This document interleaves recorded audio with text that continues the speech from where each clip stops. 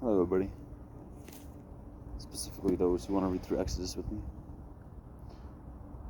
So, Joseph just died. And, yeah. Rip. So, now we're in the Exodus story.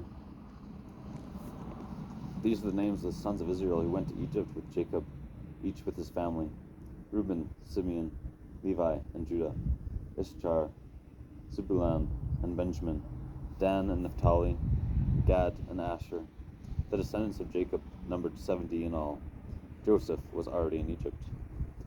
Now Joseph and all his brothers and all that generation died, but the Israelites were exceeding fruitfully. They multiplied greatly, increased in number, and became so numerous that the land was filled with them. Then a new king, to whom Joseph meant nothing, came to power in Egypt. Look, he said to his people, the Israelites have come far too powerful and far too numerous for us. Come, we must deal shrewdly with them, or they will become even more numerous. If a war breaks out, we'll join our enemies, fight against them, and leave the country. So they put slave masters over them to oppress them with forced labor, and they built Pithom and Ramses as store cities for Pharaoh. And the more they multiplied and spread, so the Egyptians came to dread the Israelites and worked them ruthlessly. They made their lives bitter and harsh labor in brick and mortar, and with all kinds of work in the fields. In all their harsh labors, the Egyptians worked them ruthlessly. The king of Egypt said to Hebrew midwives, whose names are Shiphrah and Puah, when you are helping the Hebrew woman during childbirth on the delivery stool, if you see that the baby is a boy, kill him. But if it is a girl, let her live. The midwives, however, feared God and did not do what the king of Egypt had told them to do. They let the boys live. Then the king of Egypt summoned the midwives and asked them, why have you done this? Why did you let the boys live? The midwives answered Pharaoh, Hebrew women are not like Egyptian women. They are vigorous and give birth before the midwives arrive. So God was kind to the midwives, and the people increased and became even more numerous. And because the midwives had feared God, he gave them families of their own. Then Pharaoh gave this order to all the people: every Hebrew boy that is born you must throw into the Nile, but every girl will live. Now a man in the tribe of Levi married a Levite woman, and she became pregnant and gave birth to a son. When she saw that he was a fine child, she hid him for 3 months. But when she could not hide him no longer, she got a papyrus basket for him, and coated it with tar, and pitch. Then she placed the child in it, and put it among the reeds along the bank of the Nile. His sister stood at a distance to see what would happen to him. Then Pharaoh's daughter went down to the Nile to bathe, and her attendants were walking along the river bank. She saw the basket among the reeds and sent her female slave to get it. She opened it and saw the baby. He was crying, and she felt sorry for him. This is one of the Hebrew babies, she said. Then his sister asked Pharaoh's daughter, shall I go and get one of the Hebrew women to nurse the baby for you? Yes, go, she answered. So the girl went to the baby and got the baby's mother. Pharaoh's daughter said to her, take this baby and nurse him for me, and I will pay you. So the woman took the baby and nursed him.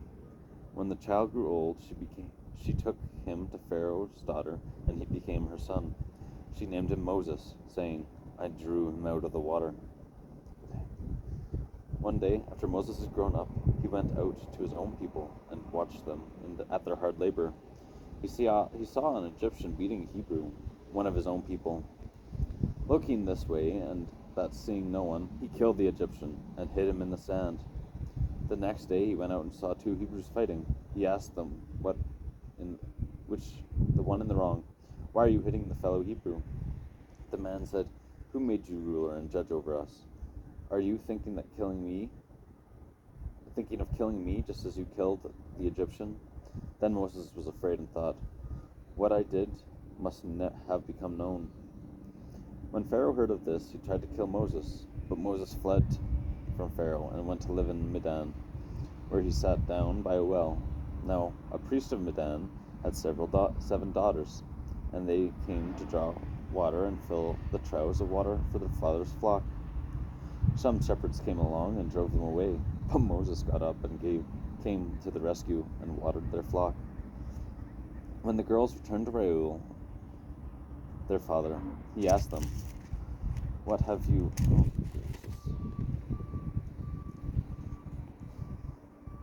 Why have you returned so early today?" They answered, "An Egyptian rescued us from the shepherds. He even drew water for us and watered the flock." "And where is he?" Reuel asked his daughters. "Why did you leave him? Invite him to have something to eat." Moses agreed to stay with the man who gave his daughter Zipporah to Moses in marriage. Zipporah gave birth to a son, and Moses named him Jerosham, saying, "I have become a foreigner in a foreign land." During that long period, the king of Egypt died. The Israelites groaned in their slavery and cried out, and their cry for help because their slavery went up to God. God heard their groaning, and he remembered his covenant with Abraham, with Isaac, and with Jacob. So God looked on the Israelites and was concerned about them. Now Moses was tending to the flock of Jethro, his father-in-law, the priest of Midian, and he led the flock to the far side of the wilderness and came to Ereb, the mountain of God. There the angel of the Lord appeared to him in the flames of fire from within a bush. Moses saw that though the bush was on fire, it did not burn up. So Moses thought, "I will go over and see what the strange sight, why the bush does not burn up." When the Lord saw that he had gone over to look, God called to him from within the bush, "Moses, Moses!" And Moses said, "Here I am." "Do not come any closer," God said. "Take off your sandals, for the place you walk where you're standing is holy ground." Then he said, "I am the God of your father, the God of Abraham, the God of Isaac, and the God of Jacob." At this, Moses hid his face, because he was afraid to look at God. The Lord said, "I have indeed seen the misery of my people in Egypt. I have heard them crying out because of the slave drivers, and I am concerned about their suffering. So I have come down to rescue them from the hand of the Egyptians, and bring them up and out of the land into good and spacious land, a land flowing with milk and honey, the home of the Canaanites, Hittites, Amorites, Perizzites, Hivites, and Jebusites. And now the cry of the Israelites has reached me. I have seen the way the Egyptians are oppressing them. So now go, I am sending you to Pharaoh and bring my people, the Israelites, out of Egypt." But Moses said to God, "Who am I that I should go to Pharaoh and bring the Israelites out of Egypt?" And God said, "I will be with you. And this is the sign to you that it is I who sent you. When you have brought the people out of Egypt, you will worship God on this mountain." Moses said to God, "Suppose I go down to the Israelites and say to them, 'The God of your fathers has sent me and asked me, what is his name?' And they ask me, 'What is his name?' Then what shall I tell them?" God said to Moses, "I am who I am. This is what you are to say to the Israelites. I am has sent me to you." God also said to Moses, "Say to the Israelites, 'The Lord, the God of your fathers, the God of Abraham, the God of Isaac, the God of Jacob, has sent me to you. This is my name forever, and you shall call me from generation to generation. Go, assemble the elders of Israel and say to them, the Lord, the God of your fathers, the God of Abraham, Isaac, and Jacob,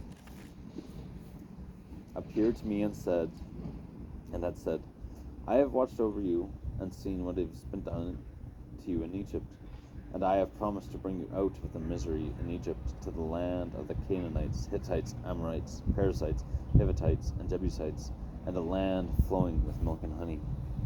The elders of Israel will listen to you.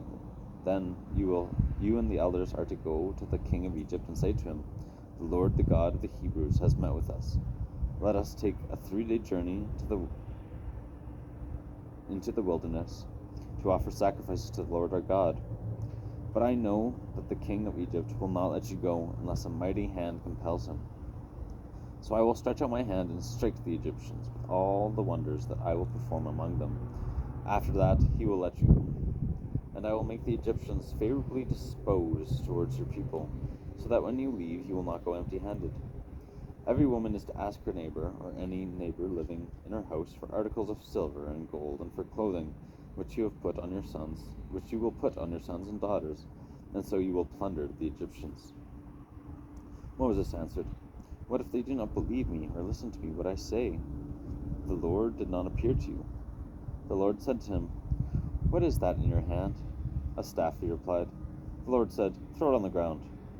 Moses threw it on the ground, and it became a snake, and he ran from it. Then the Lord said to him, "Reach out your hand and take it by the tail." So Moses reached out his hand and took the hold of the snake, and it turned back into a staff in his hand. "This," said the Lord, "is so that they may believe that the Lord, the God of their fathers, the God of Abraham, the God of Isaac, the God of Jacob, has appeared to you." Then the Lord said, "Put your hand inside your cloak." So Moses put his hand inside his cloak. When he took it out, the skin was leprous. It had become white as snow. "Now put it back into your cloak," he said. So Moses put his hand back into the cloak, and when he took it out, it was restored like the rest of his flesh. Then the Lord said, "If they do not believe or pay attention to the first sign, they may believe the second. But if they do not believe the two signs or listen to you, take some water from the Nile and pour it on the dry ground. The water you take from the river will become blood on the ground."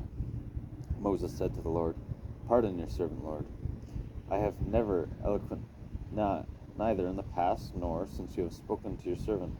I am slow of speech and tongue." The Lord said to him, "Who gave human beings their mouths? Who makes them deaf or mute? Who gives them sight or makes them blind? Is it not I, the Lord? Now go, I will help you speak and will teach you what to say." But Moses said, "Pardon your servant, Lord. Please send someone else." Then the Lord's anger burned against Moses, and he said, "What about your brother, Aaron the Levite? I know he can speak well. He is already on the way to meet you, and he will be glad to see you. You shall speak to him and put words in his mouth. I will help both of you speak, and he will teach you what to do. He will speak to the people for you, and it will be as if he were your mouth, and as if you were God to him. But take the staff in your hands so you can perform the signs with it." Moses went back to Jethro, his father-in-law, and said to him, "Let me return to my own people in Egypt to see if any of them are still alive." Jethro said, "Go, and I wish you well." Now the Lord had said to Moses in Midian, "Go back to Egypt, for all those who wanted to kill you are dead." So Moses took his wife and son and put them on a donkey and started back to Egypt, and took the staff of God in his hand.